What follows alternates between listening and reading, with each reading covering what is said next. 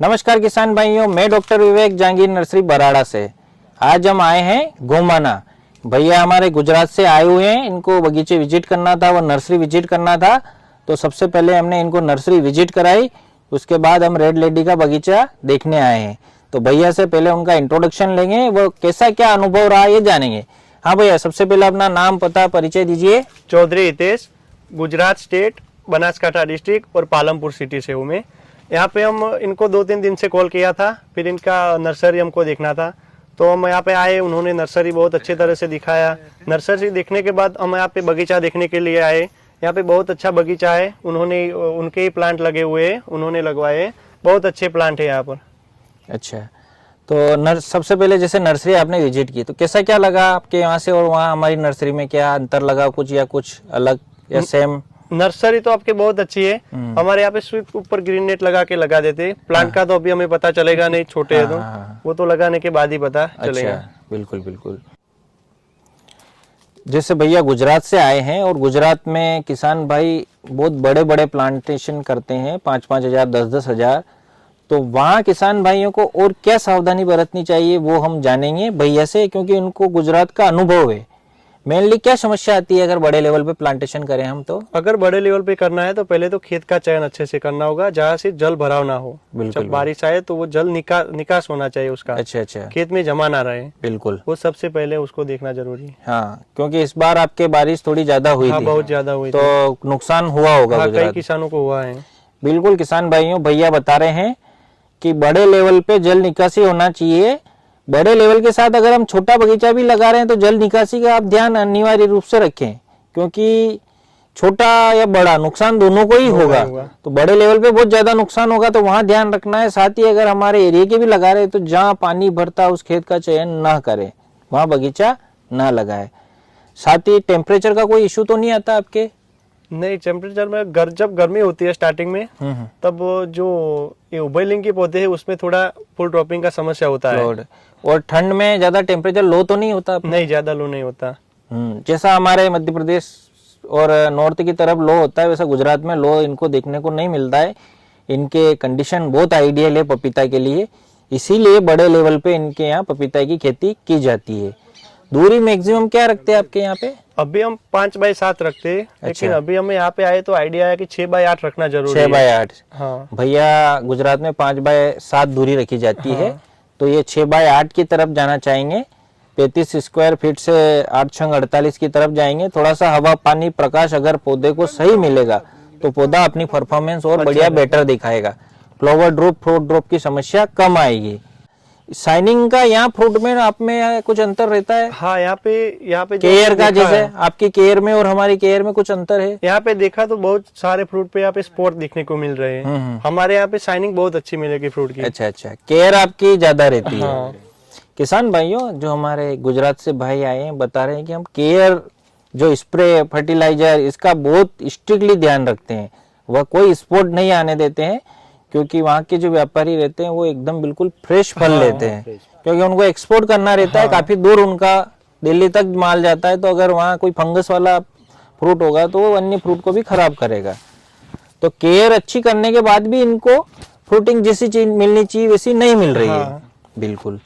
साथ ही जैसे हम ये जानेंगे कि आपने पिछली बार जो प्लांट लगाए थे वहाँ के प्लांट और आपने अभी यहाँ देखा, तो उसमें कोई डिफरेंस देखने को मिला आपको? हाँ, बहुत ज्यादा देखने को मिला है। अच्छा, क्या डिफरेंस मेनली? हमारे प्लांट में इतना ज्यादा प्रोडक्शन भी नहीं है। इतना ज्यादा नीचे से फ्रूटिंग बेचना स्टार्ट नहीं होता है, बहुत ऊपर से हो रहा है। अच्छा। हाँ, तो प्लांट में वो मिक्सिंग का कुछ होगा। अच्छा, तो वो है हमारे वहाँ पे। साथ ही नर निकलते हैं आपकी तरफ? हाँ, नर भी कई जगह निकलते हैं। बिल्कुल। किसान भाइयों, रेड लेडी अगर लगा रहे हैं तो रेड लेडी में नर नहीं होता है, और F2 जनरेशन का तो ये भैया बता रहे हैं हम उनका कह नहीं सकते, लेकिन अगर आप जहांगीर नर्सरी से जुड़ते हो तो ये समस्याएं आपको नहीं आएगी।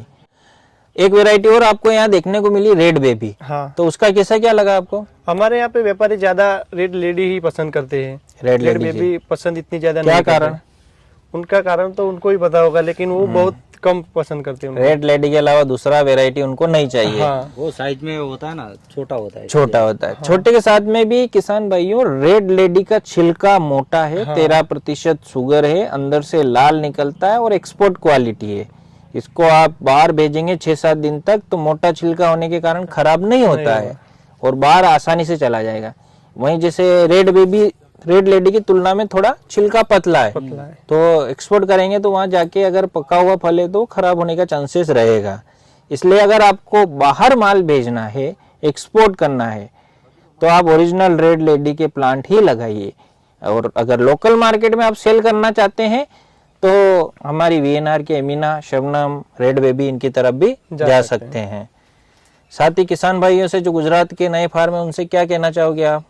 यही कि अगर आपको पपीता की ओरिजिनलिटी चाहिए, पौधा अच्छा चाहिए तो जहांगीर नर्सरी से ले सकते हो। यहाँ पे लगा हुआ है, हमने देखा है, बहुत अच्छा रिजल्ट है। हमारे यहाँ जो लगा है उससे बहुत ज्यादा अच्छा रिजल्ट है। बिल्कुल चाहिए। इसके अलावा और क्या इम्प्रूवमेंट की तरफ जाएं तो क्या कर सकते हैं?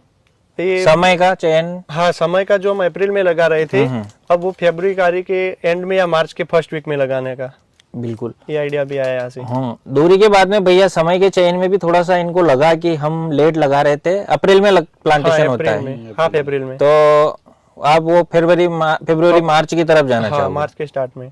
ये भी बढ़िया निर्णय भैया का। स्प्रे शेड्यूल और फर्टिलाइजर तो आपका रहता ही है लगभग। वो तो रहता है, वो कर लेते हो। खरपतवार के लिए आपका क्या सिस्टम रहता है? खरपतवार के लिए जब पौधे छोटे होते हैं तब वो ट्रैक्टर से रोटावेटर से उसको करवा लेते हैं। हाँ। और फिर उसके बाद जब पौधे बड़े हो जाते हैं हाँ। तब एक बार उसको दवाई लगा के कर देते हैं। दवाई से स्प्रे से कंट्रोल कर हाँ। देते। और फिर पौधे की कैनोपी बन जाती है तो फिर ज्यादा खरपतवार फिर होता नहीं भी होती है। बाकी कंट्रोलिंग तो पूरा आप रखते हो। हाँ। खरपतवार का नियंत्रण किसान भाइयों में रखना होगा ताकि एपिड, थ्रिप्स, व्हाइट फ्लाइट से बीमारियां, वायरस स्प्रेड नहीं हो। हाँ, तो किसान भाइयों जो गुजरात से हमारे ब्रदर आए हैं इनका इंट्रोडक्शन एक बार शॉर्ट हम वापस ले लेते हैं। अपना नाम पता? हितेश चौधरी, गुजरात, बनासकांठा, पालनपुर। यस। चौधरी हसमुख, पालनपुर, बनासकांठा, गुजरात। चौधरी शैलेश, पालनपुर। चौधरी प्रकाश, गुजरात, बनासकांठा, पालनपुर से। बिल्कुल, मैं डॉक्टर विवेक, जहांगीर नर्सरी, बराड़ा से। भैया बता रहे जैसे 15 से 20 हजार प्लांट का इनका लगाने का है तो कैसे मैनेज करेंगे उस बात को हम समझेंगे। गुजरात में बड़े लेवल पे खेती की जाती पपीता की, तो क्या कोई एक व्यक्ति करता है या इनका एक समूह बना के कर दें, उस चीज को हम जानेंगे। कैसे क्या मैनेज करोगे आप? हम 4 लोग हैं। हाँ। 4 लोगों में कुछ ना कुछ डिवाइड कर लेंगे। हाँ, इसी तरह से सबको एक एक जिम्मेदारी दे देंगे। अच्छा, जैसे आपकी क्या जिम्मेदारी रहेगी? मेरी ये दवाई, पौधा लाना, हाँ। व्यापारी सेटिंग करना, हाँ। वो सब जिम्मेदारी मेरी रहेगी। अच्छा, आपकी? वैसे जनरली तो सबकी सेम ही रहती है, हाँ हाँ लेकिन क्या है ना, जो छोटे मोटे काम रहते हैं, वैसे जो दवाई वगैरह लिख ली, हाँ। बाजार से लानी होती है, हाँ हाँ, तो वो मैं चला गया। हाँ, ऐसा। फार्मेसी वाला क्षेत्र आपका है। हाँ, और प्लांट वाला और व्यापारी से मिलाना भैया का है। अपना जमीन का जमीन का एरिया देखना और सामने वाले से बातचीत करके उसको रखने का है ना। आपका वो जमीन का ही। जमीन का प्रॉपर्टी, जमीन वाला कार्य भैया दोनों देखेंगे, फार्मेसी वाला देखेंगे और प्लांट और व्यापारी का काम भैया का रहेगा, हितेश भाई का, है ना। इस प्रकार से ये 15 से 20 हजार प्लांट को मैनेज करेंगे। अच्छा, पहले से आपने कोई अनुबंध किया है व्यापारी से, इतना अगर फ्रूट आएगा तो बेचने के लिए? बातचीत कर ली 3-4 व्यापारी। ये अनुबंध के तहत खेती करते हैं किसान भाइयों। इसमें इनका रेट से कोई इशू नहीं रहता है, कम रहो या ज्यादा रहो, ये एक अपना एक फिक्स ले लेते हैं कि हम इसमें व्यापारी के साथ अनुबंधित हो जाते हैं और आपसी इनका विश्वसनीयता के साथ टर्म्स चलते हैं, कहीं कोई समस्या नहीं आती है ना। व्यापारी भी अपनी बात पे रहते हैं और आप भी अपनी बात। तो इस रेट में अपने को मार्जिन अच्छा निकल जाता है। मिल जाता है। प्लान ज्यादा है तो मिल जाता है। इसके लिए सबसे मेन आपको प्लांट G9 इथिकल होना है ना, प्लांट अच्छे होना और खेत का चयन अच्छा होना। खेत का चयन कैसे क्या करोगे आप? खेत का चयन क्या सावधानी रखनी पड़ेगी उसमें आपको? यही दिखना कि एकदम मिट्टी ना हो, रेताल मिट्टी ना हो, थोड़ी सी ब्लैक जमीन हो, ब्लैक जमीन उपजाऊ हो। हाँ, पानी का भराव ना हो, बस वही मेन पानी भराव नहीं, उपजाऊ जमीन हो। बिल्कुल। और खाद के लिए क्या करोगे फिर? देसी खाद के लिए 2 टन गोबर डालेंगे। अच्छा, उसके साथ DAP, पोटाश सब मिक्स करके डालेंगे। मिक्स करके भट्टी खाद बना के आप यूज और करोगे। उसके बाद तो शेड्यूल है। प्लांट ड्रिप्स लाइन से लगाओगे या नाली बना के? ड्रिप लाइन से, बड़े पैमाने पे, इसलिए ड्रिप लाइन। और कहीं जरूरत लगेगी तो भैया मल्चिंग की तरफ भी जाएंगे। कुछ एरिया इनका मल्चिंग की तरफ। वैरायटी में चयन में कौन सी वैरायटी बना लगाओगे आप? Red lady 786। हाँ, इसके अलावा नहीं, वही है ना। अगर एक्सपोर्ट क्वालिटी आपको चाहिए किसान भाइयों तो आपको रेड लेडी 786 की तरफ ही जाना पड़ेगा, क्योंकि उसको हम बाहर भी बेच सकते हैं। हाँ इतने। अच्छा, प्लांट आप कहाँ से लेते हो? लोकल से लेते हो या बाहर से भी मंगाते हो? अभी तक हम लोकल से ले रहे थे, हाँ। लेकिन उसमें अच्छा रिजल्ट नहीं देखने को मिला, तो अब जहांगीर नर्सरी का संपर्क किया है। बाहर की तरफ भी आए हो आप, है ना भैया? सारे पौधे वहीं अपनी नर्सरियों से भी ले रहे थे, पर कुछ प्लांट इन्होंने सोचा कि इस बार हम बाहर जाएं, तो ये जहांगीर नर्सरी विजिट किया इन्होंने और इस बार हमसे भी जुड़ रहे हैं। तो इनके बगीचे का हम जो 15,000 प्लांट लगाएंगे उसका बड़ा वीडियो भी बनाएंगे गुजरात का, और उम्मीद है कि इनकी इसी से लग रहा है, इच्छा शक्ति से, कि बहुत ही अच्छा प्रदर्शन रहेगा। सभी इन्होंने प्लानिंग बहुत बेहतरीन बनाई हुई है, कार्य सबके विभाजित किए हुए हैं, और हमारे प्लांट वाले भैया को जिम्मेदारी दी तो ये प्रत्यक्ष तौर पे देखने आए हैं। सिर्फ इन्होंने फोन पे बातचीत को नहीं समझा और नर्सरी विजिट की, फिर प्लांटेशन हो रहे हैं वहाँ विजिट किया, फार्मर से मिले, कोई नर तो नहीं है, उसको जाना, कौन सी बीमारियां आती है।